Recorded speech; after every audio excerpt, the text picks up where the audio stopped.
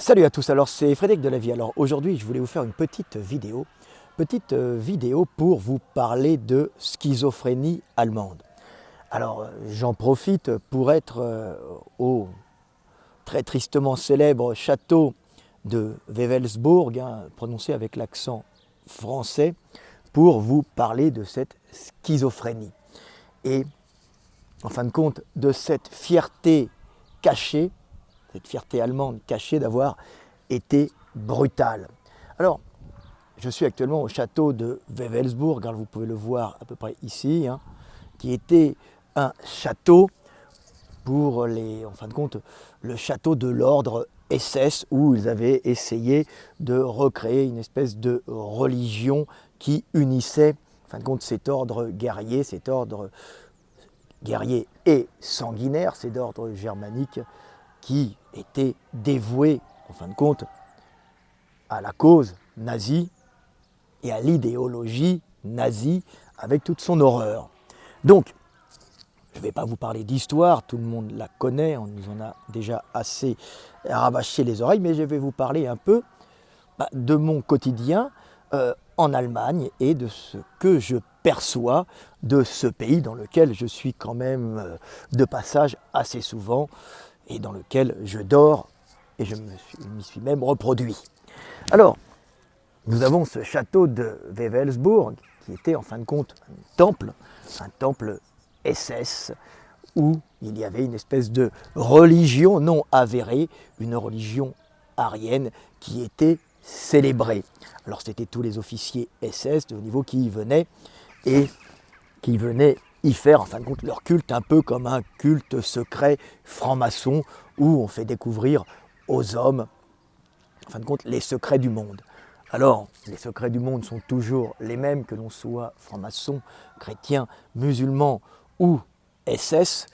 Et effectivement, quand on arrive dans la crypte où était, en fin de compte, célébrée, je crois, l'intronisation de l'officier SS dans l'ordre, il y a quelque chose qui est assez intéressant. On voit une svastika au plafond. C'est une grande chambre souterraine, un peu dans la pénombre, où il y avait une flamme avec du gaz qui sortait un peu de la lumière, le culte de la lumière. Et on voit cette svastika au plafond, mais surtout il y a des colonnes tronquées de chaque côté de cette tour, parce que c'était dans une grande tour, c'est pas celle-là, c'est celle qui est derrière, où l'on voit apparaître progressivement l'ordre sur ces colonnes tronquées, avec des formes géométriques à la base. D'abord, on voit des formes qui partent d'un centre, comme une explosion initiale sur cette colonne. C'est comme si la colonne avait été tronquée, et au centre de cette colonne tronquée, sur la face tronquée, était dessinée en fin de compte l'unité initiale avec l'explosion initiale, et ensuite le chaos sur chaque colonne. On voit apparaître progressivement l'ordre dans, en fin de compte, des séries de lignes qui sont d'abord désordonnées et qui ensuite forment la svastika, c'est-à-dire l'ordre dans le rythme, puisque en fin de compte on reprend deux fois ce rythme dans cette tour, et on y voit en fin de compte chez nos officiers SS qui étaient intronisés, on y voit un rite de passage pour leur faire comprendre que du chaos naît l'ordre, un peu pour justifier en fin de compte la violence pour générer une paix, ce qui est malheureusement un cycle permanent, l'ordre entraînant, là plutôt le chaos entraînant à plus ou moins long terme l'ordre. Voilà, donc on voit un peu cette pseudo-religion qui avait comme but de, en fin de compte, relier les hommes, mais on voit aussi après, on visite ce château et on y voit toute une exposition de très bonne qualité. Un avion, je ne sais pas si on le voit. Voilà.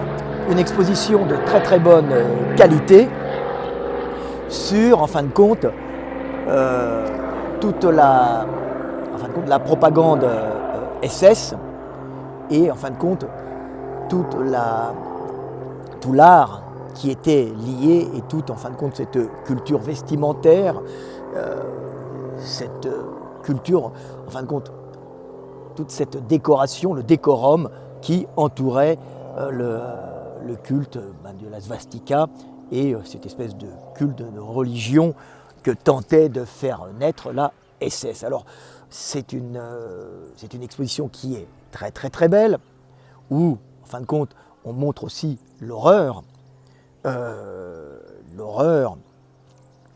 nazie, mais on montre principalement, en fin de compte, toute la décoration et tous les rites SS, bien sûr.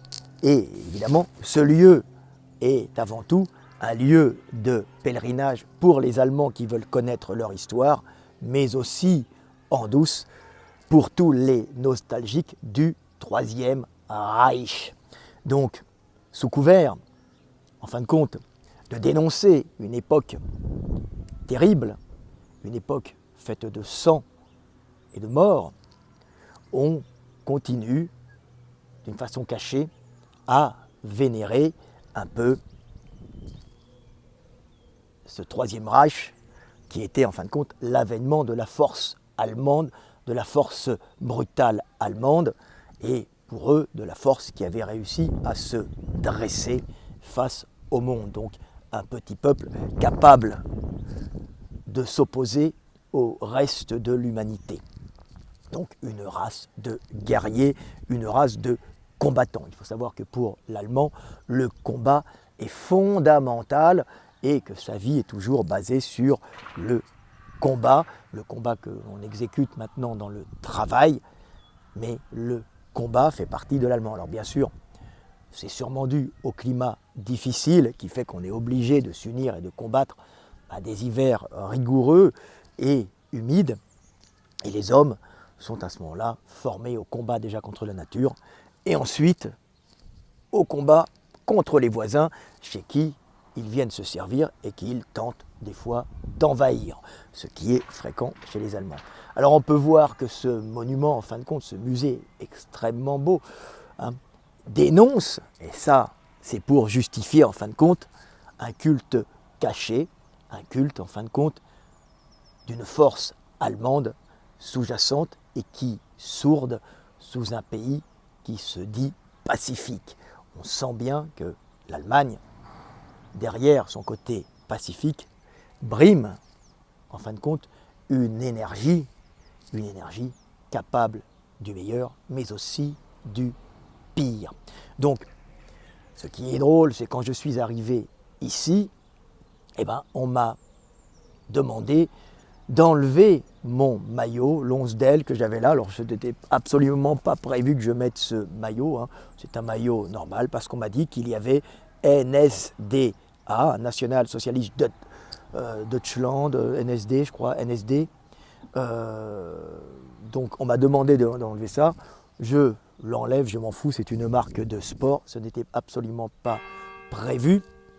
Mais on voit quand même derrière, en fin de compte, cette honte ou ce refus, en fin de compte, de porter un passé qui a pourtant existé, un passé violent, sanguinaire et exterminateur, on voit quand même que le culte continue. Donc c'est une véritable schizophrénie. Il y a deux faces chez l'Allemand. Alors je me souviens une fois d'être avec une personne qui m'est chère au musée de la déportation, je crois, au musée des abominations, de l'horreur, à Berlin, où on voit toutes les exactions qu'ont fait les Allemands, non seulement sur les Juifs, mais aussi sur leurs compatriotes opposants, communistes, et sur aussi les peuples slaves. Et en terminant cette exposition, la personne avec qui j'étais se retourne vers moi et me dit comme ça très fièrement, sans être nazi bien sûr, puisque cette personne est grune, donc est verte, elle me dit, tu vois ce qu'on est capable de faire, nous les Allemands, quand on nous énerve. Donc sans avoir, en fin de compte, un culte du racisme, qui est actuellement en train de disparaître, il y a ce culte de la force qui continue à être vénéré dans tous ces monuments qui ont abrité, en fin de compte, les puissances nazies et guerrières du Troisième Reich. Donc ce n'est plus le culte du racisme qui est vénéré, mais c'est le culte de la force, une force violente, endormie, mais une force qu'on ressent tout de même dans l'économie allemande, prête à tout pour conquérir le monde et surtout, économiquement, prête à écraser, en fin de compte, les autres nations européennes pour dominer l'Europe et dominer économiquement certaines parties, en fin de compte, dominer économiquement l'Europe, mais dominer aussi dans la possibilité d'exporter, de générer des bénéfices. Donc les Allemands sont devenus les maîtres de l'Europe, ce que le Troisième Reich, raciste et guerrier d'Adolf Hitler, a raté. On peut dire que les Allemands l'ont réussi grâce à leur manigance économique et leur euro qui n'est qu'un Deutschmark, qui a cloué en fin de compte les pays européens pour les mettre sous la domination de cet empire industriel et technologique qu'est l'Allemagne, laissant par exemple à la France le camembert et le vin rouge, et lui la réduisant au niveau économique à 3 fois rien. Mais de toute façon, comme on dit, si les Français ont perdu cette guerre économique, c'est que les Allemands étaient plus forts. Voilà. Donc, je vais vous raconter une autre petite anecdote pour vous montrer que sous, en fin de compte, le côté non raciste de l'allemand continue, en fin de compte, on va dire, un racisme caché, mais ils ne le perçoivent même pas. Par exemple, j'allais au FIBO, donc j'étais au salon du bodybuilding et du fitness, le plus gros salon du monde, à Köln, charmante ville allemande. Et là, à Köln, je vais au parking et il fallait payer 10 euros. Il y avait quasiment plus de place, donc je rentre et l'allemand me dit non, désolé, en anglais ou en allemand, je crois, il n'y a plus de place. Et je lui dis, mais attendez, regardez là-bas, il en reste encore. Ah non, non, non, circulez. Et je pars. Heureusement, je trouve une place un peu plus loin, gratuite. Je reviens. Et à la place que je lui avais montrée, en fin de compte, il y avait une voiture allemande et encore une autre qui s'était garée. Donc, on voit que sous leurs allures de non-racistes, il y a une priorité allemande et en fin de compte, un mépris profond qu'ils ne perçoivent même pas de l'étranger. Donc ma plaque numérologique de voiture, en fin de compte, avait joué en ma défaveur. Ils avaient vu que j'étais français et donc les places étaient données en priorité aux Allemands d'une façon, en fin de compte, non dite. Voilà, petite vidéo pour vous parler de l'Allemagne et de cette schizophrénie allemande. Donc en Allemagne, les signes nazis, bien sûr, sont interdits, mais de grandes expositions sur le Troisième Reich, sur la force brutale allemande, continuent à perdurer dans ce pays.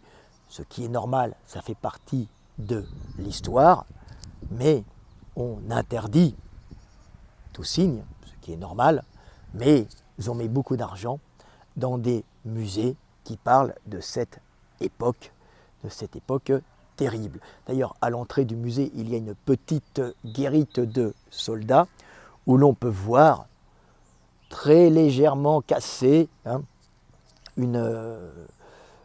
signe SS. C'est juste un peu cassé pour montrer qu'on a mis un peu de bonne volonté, mais pas trop, mais qu'on a conservé ce signe SS. Une dernière petite anecdote pour vous parler de cette schizophrénie allemande, c'est à Berchtesgaden, lieu que j'aime bien visiter parce que c'est calme. J'aime bien la montagne autrichienne, la montagne allemande, et elle est moins chère en général que la montagne française. Puis comme ce n'est pas une station de ski, c'est assez agréable à visiter. Il n'y a pas tous ces touristes et je peux manger quelques plats locaux. Et il y a il y a eu un problème dans cette zone.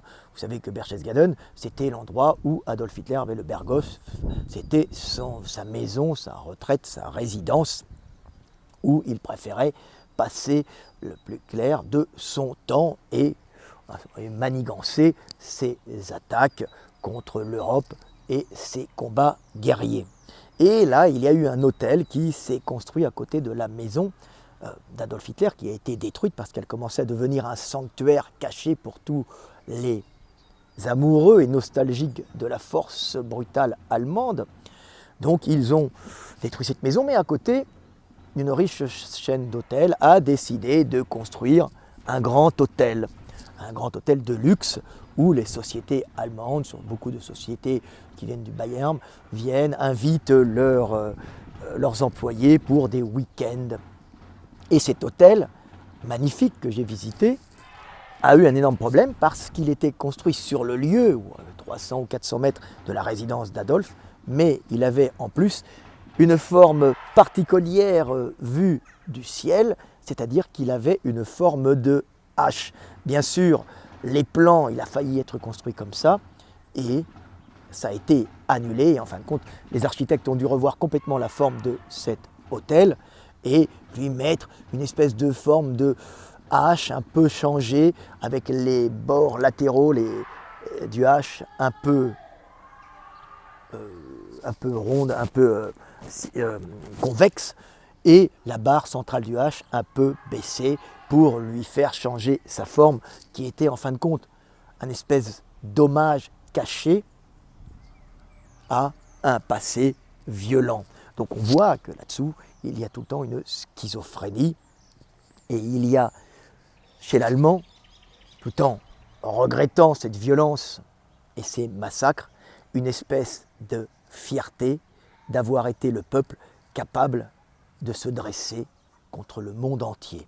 Voilà, c'était Frédéric Delavier, pour vous parler de cette schizophrénie allemande et, en fin de compte, de ce racisme qui reste quand même sous-jacent, bien que l'on trouve à ce moment-là, en Allemagne, beaucoup de gens qui restent très chauvins, racistes, mais on trouve dans cette schizophrénie tout ce qui est antifa, tout ce qui est extrême gauche, qui est en vérité un rejet de cette, en fin de compte, violence meurtrière.